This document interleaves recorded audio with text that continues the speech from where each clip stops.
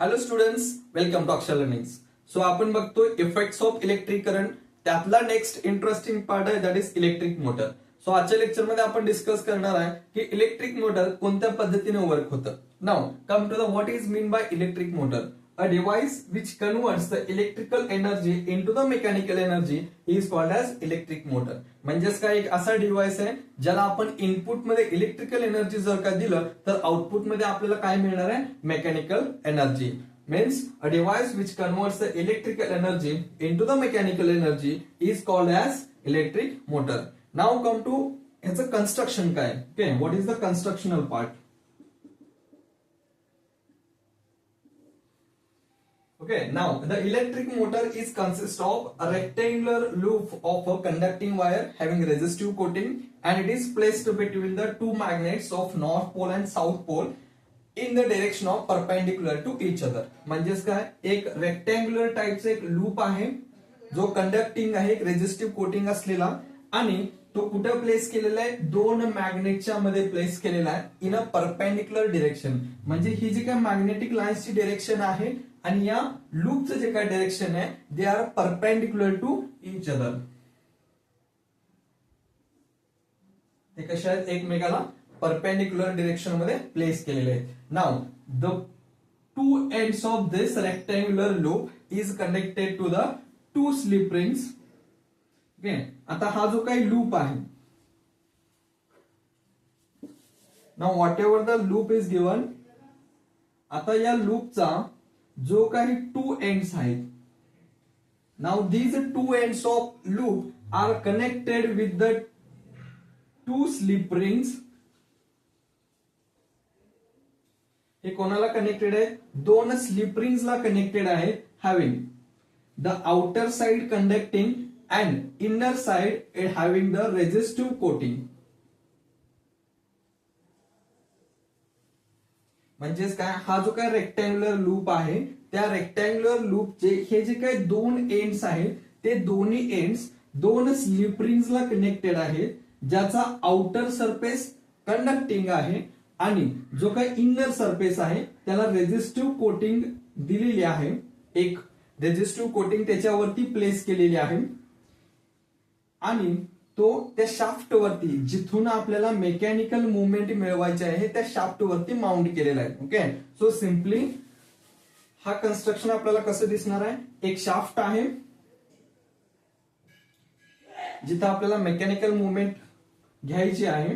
Now त्याच्यावरती आहे एक रेजिस्टिव्ह कोटिंग शाफ्टच्या वर आणि त्याच्या वर प्लेस केलेले आहे दोन स्लिप रिंग्स. ओके, आणि या दोन स्लिप रिंगला कनेक्टेड आहेत the two ends of rectangular loop. Okay, now the two carbon brushes are in contact with the two slip rings. हे जे काही दोन स्लिप रिंग्स आहेत, स्लिप रिंग्स म्हणजे ते स्लिप होणार आहेत, मूव्ह होणार आहेत. Okay, these are two slip rings having in a direct contact with two carbon brushes E and F. Okay, so E and F इथे दोन कार्बन ब्रशेस आहेत. These are the two slip rings X and the Y. This is the shaft and this is having the resistive coating on the shaft. जेणेकरून ह्या slip रिंगचा आणि शाफ्टचा काही contact होऊ नये जेव्हा इलेक्ट्रिकल सप्लाय होणार आहे त्यावेळेला. Okay, now when the electrical supply start, हे झालं याचा कन्स्ट्रक्शनचा पार्ट. काय काय बघितलं आपण, एक शाफ्ट आहे और ऍक्सल जिथे आपल्याला मेकॅनिकल मुवमेंट मिळवायची आहे, रोटेशन. त्याच्यावरती एक रेजिस्टिव्ह कोटिंग दिलेली आहे जेणेकरून जे काही स्लिप रिंग्स आहे, इलेक्ट्रिकल कनेक्शन येणार आहे ज्याच्यामधून त्याचं डायरेक्ट कनेक्शन होणे याच्यासाठी. Okay, having the resistive coating, the two slip rings are placed over it. त्याच्यावरती दोन स्लिप रिंग्स आहेत एक्स अँड वाय प्लेस केलेले आहेत. ओके, त्याच्यामध्ये थोडासा गॅप आहे जेणेकरून हे दोन स्लिप रिंग्स आहेत X and this is a Y.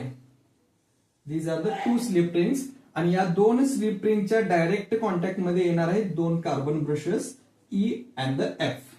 Okay, so it is the constructional part of electrical motor.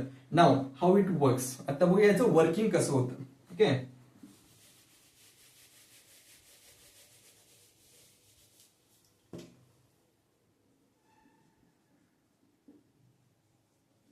Now come to the working part. आता हे जे काही कार्बन ब्रशेसचे दोन एंड्स आहेत E and F, they are connected with the electrical supply and it completes the electrical circuit. जेव्हा हे carbon brushes E and F आहेत त्याचे दोन्ही एंड या इलेक्ट्रिकल सप्लाय आपण कनेक्ट करणार आहे, त्यावेळी हा इलेक्ट्रिकल सर्किट काय होणार आहे, कम्प्लीट होणार आहे. वेन द प्लग की इज ऑन, जेव्हा की ऑन केली जाते म्हणजेच काय, ह्याच्यामधून इलेक्ट्रिकल सप्लाय स्टार्ट होणार आहे, इलेक्ट्रिक एनर्जी फ्लो व्हायला स्टार्ट होणार आहे. Now the electrical supply start from E. आता ज्यावेळी इलेक्ट्रिकल सप्लाय सुरू झाला बॅटरीच्या वन एंड पासून तो कुठेपर्यंत त्याला ई या पॉइंट पर्यंत, that is the carbon brush E. Then it goes to the, कारण हा कार्बन ब्रश डायरेक्ट कोणाच्या कनेक्टेड मध्ये आहे, या स्लिप रिंग एक्सच्या मध्ये. Okay, now the current goes from E to X slip rings.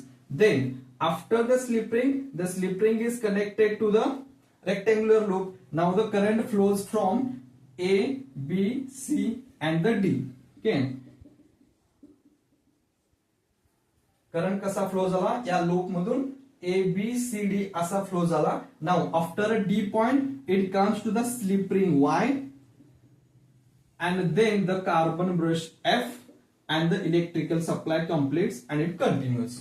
म्हणजेच पहिला सप्लाय ई या कार्बन ब्रश पर्यंत गेला, त्यानंतर it goes to the slip ring X, then the rectangular loop A B C D, then come to the second slip ring Y, then the carbon brush F and the circuit completes. Okay, असा circuit complete होणार आहे. आता जेव्हा when the current start to flow from slip ring X through the slip ring X मधून to the loop of A B C D. Okay, जेव्हा carbon brush E मधून slip ring X मध्ये जाणार आहे and it goes to the loop through A B C D, जेव्हा या loop मधून जाणार आहे त्यावेळेला when the current start flowing from A to B. Okay, जेव्हा या ए टू बी मधून करंट स्टार्ट होणार आहे, हिअर द मॅग्नेटिक लाईन्स, इथं काय आहेत, मॅग्नेटिक लाईन्स कनेक्टेड आहेत. Now come to the Fleming's left hand rule. इथं कोणता येणार आहे, फ्लेमिंग्स लेफ्ट हँड रूल. तो काय सांगतोय, जेव्हा मॅग्नेटिक इफेक्ट आणि इलेक्ट्रिक करंट एका कंडक्टर मधून पास होत असतोय त्यावेळेला there is a one force acting on a conductor. Okay, आणि तो फोर्स कसा करणार आहे, using a left hand rule. Okay, when the first 3 fingers are stretched in a such a way that they are perpendicular to each other. आता हे पहिले तिन्ही fingers एकमेकाला स्ट्रेच आहेत, they are perpendicular to each other. Here it is the direction of current. Your middle finger shows the direction of current. Your first finger, that is the index finger, shows the direction of magnetic field. Then your thumb shows the direction of force acting on a conductor. मग ज्यावेळी A to B या direction मध्ये current flow होणार आहे त्यावेळेला त्याच्यावरती त्या force जो ऍक्ट होणार आहे according to Fleming's left hand rule तो डाऊनवर्ड डिरेक्शन मध्ये ऍक्ट होणार आहे. Okay, same as it is जेव्हा current start to flow from C to D.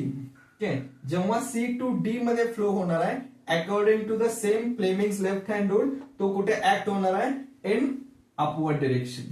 तो कुठे ऍक्ट होणार आहे, अपवर्ड डिरेक्शनला ऍक्ट होणार आहे. Means here the force acting on AB it start to push in a downward direction and the force acting on CD it start to push in a upward direction. तो कुठे करणार आहे, त्याला upward डिरेक्शनला push करणार आणि ह्याला downward डिरेक्शनला push करायला सुरुवात करणार आहे. Here the motion start. मग इथं काय होणार आहे, ह्या ऍक्सलची मुवमेंट सुरुवात होणार आहे for the first half rotation. Okay, so for the first half rotation साठी इलेक्ट्रिकल सप्लाय कसा आहे, from carbon brush A slip rings S through the loop A, B, C, D.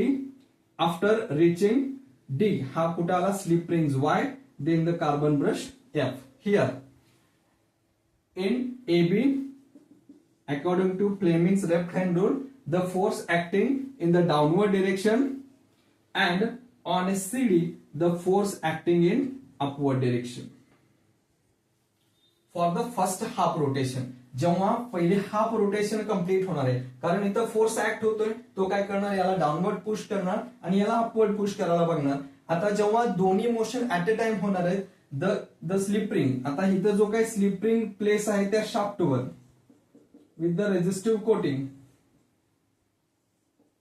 Now it start to rotate. हा काय होणार, rotate व्हायला start होणार आहे. Now after a half rotation, जेव्हा हा रोटेट व्हायला स्टार्ट होणार आहे आफ्टर कम्प्लिटिंग हाफ रोटेशन, इथं जो काही गॅप दिलेला आहे, okay, it cuts the electrical supply for a moment. जेव्हा इलेक्ट्रिकल सप्लाय कट होणार आहे and after a completing half rotation, जेव्हा हाफ रोटेशन कम्प्लीट होणार आहे त्यावेळेला the places are interchanged.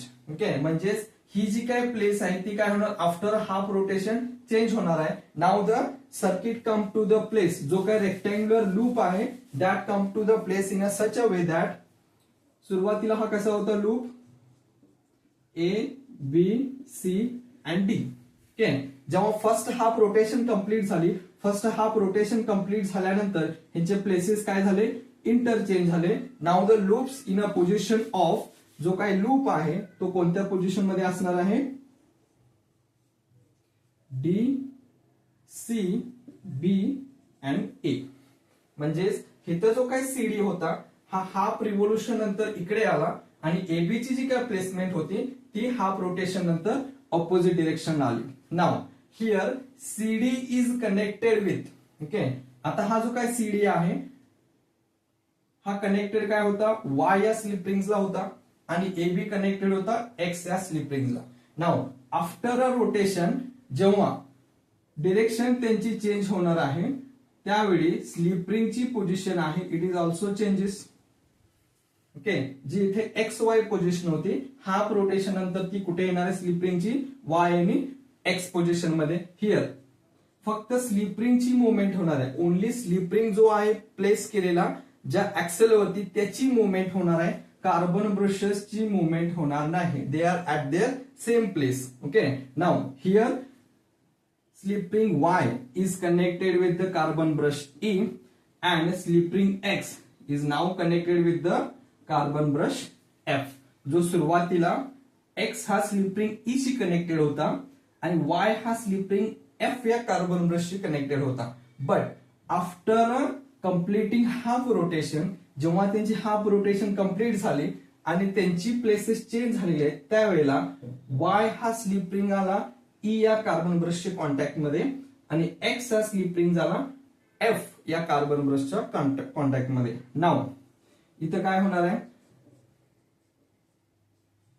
Electrical supply तर चालूच आहे. ओके, इलेक्ट्रिकल सप्लाय चालू असल्यामुळे now the current start flowing from, आता हा करंट कसा फ्लो व्हायला सुरुवात होणार आहे. Now the current start to flow from E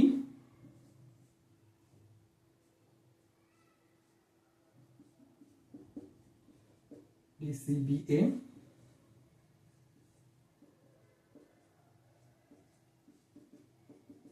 now the current start flowing from the carbon brush E. After that here the slip ring Y after the half rotation interchanging their places, इथं आला carbon brush नंतर slip rings Y. after the flow start from कुठून DCBA. कारण लूपची position काय झालेली interchange झालेली आहे after a half rotation. Now current start flow from DCBA. After A नंतर स्लिप रिंग्स कुठले येणार X and the carbon brush F as it is. Okay, so as it completing the circuit complete झाला, connection complete झालं, current start to flow. Okay, जसं current flow व्हायला start झाला via DCBA. Now here according to the Fleming's left hand rule, जेव्हा left hand rule apply करणार आहे त्यावेळेला CD वरती ऍक्ट होणारा फोर्स कोणता current start flowing from DCBA. D कडून सी कडे जातोय आणि बी कडून ए कडे येतोय. When according to Fleming's left hand rule CD वरती ऍक्ट होणारा फोर्स कुठला आहे डाऊनवर्ड डिरेक्शनला, same as it is AB वरती बीए वर जो करंट फ्लो आहे तिथं ऍक्ट होणारा फोर्स कुठला आहे upward direction, same as it is. Okay, initially पहिल्या हाफ रोटेशन मध्ये एबी वरती जो फोर्स ऍक्ट करत होता तो डाऊनवर्ड डिरेक्शनला होता आणि सीडी वरती फोर्स होता तो अपवर्ड डिरेक्शनला होता. But after a completing half rotation their places are interchange. त्यामुळे सेकंड रोटेशनला काय होणार आहे सीडी वरती फोर्स डाऊनवर्ड डिरेक्शनला ऍक्ट होणार आणि एबी वरती अपवर्ड डिरेक्शनला. Due to this the moment continues in the anti clockwise direction. त्यामुळे काय होणार आहे परत मोमेंट काय होणार आहे हाफ रोटेशन अँटी क्लॉकवाइज ला हाफ रोटेशन कम्प्लीट होणार. After completing half rotation it comes to the initial position as it is. जेव्हा सेकंड हाफ रोटेशन कंप्लीट होणार आहे, सेकंड हाफ रोटेशन कंप्लीट झाल्यानंतर त्याची पोझिशन परत कसं येणार आहे, slip rings X and Y and loop as it is A B C and the D. Okay, the carbon brushes at their places E and F same as it is. Okay, means पहिल्या half रोटेशनला काय होणार आहे, current supply A B C D जाणार आहे. Okay, after a completing half rotation their places are interchange झाल्यामुळं इथं काय आला, हाफ रोटेशन कंप्लीट झाल्यानंतर D C B and A half rotation complete झाला. हाफ रोटेशन कंप्लीट झाल्यानंतर त्यांचे प्लेसेस इंटरचेंज झाले. Now the current start flowing from D to C and B to A same as it is. या डिरेक्शनला force act होणार आहे तो downward CD वरती आणि ऑपोजिट डिरेक्शनला एबी वरती होणार आहे तो upward direction. After half rotation ज्यावेळी फोर्स ऍक्ट झाला it makes another half rotation and the loop comes to the original position. So like this wise the rotation continues in anti clockwise direction. या प्रकारे काय होणार आहे, rotation continuous मध्ये असणार आहे. Okay, so this is how the electrical motor works. Okay, so पहिल्या half rotation मध्ये जी त्याची प्लेसमेंट आहे A B C D, first half rotation झाल्यानंतर ती इंटरचेंज होणार आहे डी सी बी ए या पोझिशनला. आणि सेम ज्यावेळी करंट सप्लाय होणार आहे त्यावेळी या डिरेक्शनला डाऊनवर्ड फोर्स ऍक्ट करणार आणि या डिरेक्शनला अपवर्ड फोर्स ऍक्ट करणार. जेव्हा हे एक डाऊनवर्ड आणि अपवर्ड फोर्स ऍक्ट करणार आहे it continues to produce a motion which is in anti-clockwise direction which we get at the shaft किंवा त्या ऍक्सलला आपण मिळवणार आहे which is the mechanical energy. म्हणजे जी इलेक्ट्रिकल एनर्जी आपण दिली त्या इलेक्ट्रिकल एनर्जी मधून काय मिळाले आपल्याला, या शाफ्टची मेकॅनिकल मुवमेंट मिळाली. ओके, म्हणजे इथं काय होणार आहे, फक्त जी काही स्लिप रिंग्स आहे त्या स्लिप रिंगची मुवमेंट होणार आहे.